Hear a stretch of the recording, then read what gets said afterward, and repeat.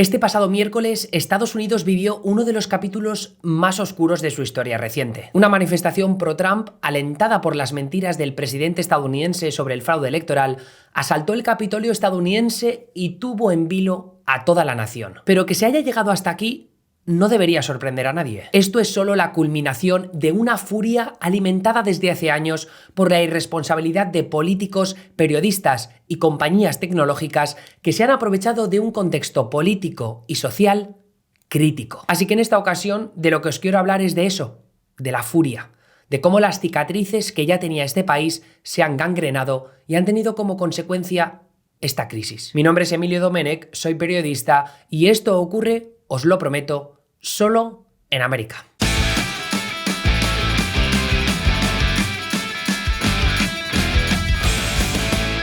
Tampoco quiero recapitular demasiado sobre lo que ocurrió el miércoles, porque seguro que a grandes rasgos ya os hacéis una idea. Trump y sus aliados llevan meses pregonando que los demócratas les robaron las elecciones, cometiendo un fraude a gran escala que todas las instituciones estadounidenses han rechazado. Y eso incluye legislaturas y gobiernos ejecutivos estatales, incluso controlados por republicanos, y por supuesto los tribunales, en algunos casos con jueces conservadores puestos ahí por el mismísimo Trump. Más de 60 derrotas judiciales dejan claro que el fraude electoral a gran escala fue inexistente. Así que voy a ir por partes. 4, concretamente, empezando por el contexto económico, social y político que nos devuelve al año 2010. En 2010, con Barack Obama en la presidencia, los republicanos lograron aprovechar la crisis económica de 2008 y el rechazo a los demócratas para una campaña electoral triunfal. Las elecciones de medio mandato de aquel año se saldaron con victorias republicanas que llevaron a más de 60 nuevos congresistas republicanos al Capitolio. El movimiento Tea Party en general se posicionó en contra del rescate bancario que siguió a la crisis económica, exigió presupuestos más limitados y se opuso a las élites políticas bajo gritos de corrupción. Todo bastante lógico, dado el contexto. Pero la retórica probó ser reaccionaria, aprovechando el enfado de las bases republicanas con la administración de Obama para sus victorias electorales. Las raíces del rechazo al otro bando como principal ideal político venían de antes, de los 90, pero con Obama tomó otro tinte bastante más peligroso. Un tinte blanco que tampoco tuvo problemas en adoptar discursos racistas como el llamado birtherism, la idea de que Obama había nacido en otro país distinto a Estados Unidos y que por tanto era anticonstitucional que fuera presidente. Es esa clase de discursos conspiranoicos la que poco a poco fue contagiando al electorado republicano, con representantes políticos dispuestos o a aceptar esas narrativas falsas o a mirar para otro lado. Solo la valentía de algunos republicanos institucionalistas como John McCain, rival de Obama en las elecciones de 2008, estuvieron a la altura del momento político, de lo que poco a poco fermentaba en las bases del Partido Conservador. Por eso no extraña que uno de los mayores adalides del birtherism, Donald Trump, tuviera pocos problemas después para coger toda esa retórica reaccionaria, una que estuvo probando en intervenciones televisivas durante años, para convertirse en el nominado republicano a la presidencia en 2016. Y alentado por sus bases, con un discurso xenófobo cada vez más duro contra la inmigración, solo le bastó tener de frente a una de las principales figuras de la élite política demócrata, del establishment de Washington D.C., cercano a Wall Street, y que inicialmente se posicionó a favor de la guerra de Irak, para ganar unas elecciones de 2016 que cambiarían el curso de la historia estadounidense. Y ahí es donde entran los políticos republicanos que durante los últimos 4 años han decidido apartar sus ideales, su respeto a las instituciones o a los rivales demócratas, para dar la espalda a la multitud de afrentas de Trump contra la imagen de Estados Unidos y contra sus pilares democráticos. ¿En cuántas ocasiones nos hemos preguntado cómo habrían reaccionado políticos y medios de derechas a las 1000 y unas polémicas de Trump si las llega a hacer Obama? A las presiones a líderes políticos en casa y en el extranjero para alcanzar sus fines políticos, a los insultos y vejaciones que ha vertido contra sus críticos, a la exaltación del odio y la división que ha pregonado en sus mítines, a la descripción que ha hecho de los medios de comunicación como enemigos del pueblo, a la equidistancia que ha hecho con extremistas y supremacistas. Demonios, no es ya el hay gente buena en ambos lados, es el hecho de que a los asaltantes del Capitolio les dijera el otro día: We love you, You're very special. ¿Estamos locos? Pero es que ya lo sabíamos. ¡Ya lo sabíamos! Y gran parte de los republicanos del Capitolio, excluyendo algunos que sinceramente no tienen demasiadas luces, también lo sabían. Pero las bases republicanas ya han cambiado. Las bases republicanas ya no piden moderación en el discurso. Diantres, ni siquiera piden controlar el déficit como pasaba en los inicios del Tea Party, perdiendo así parte del apoyo de los multimillonarios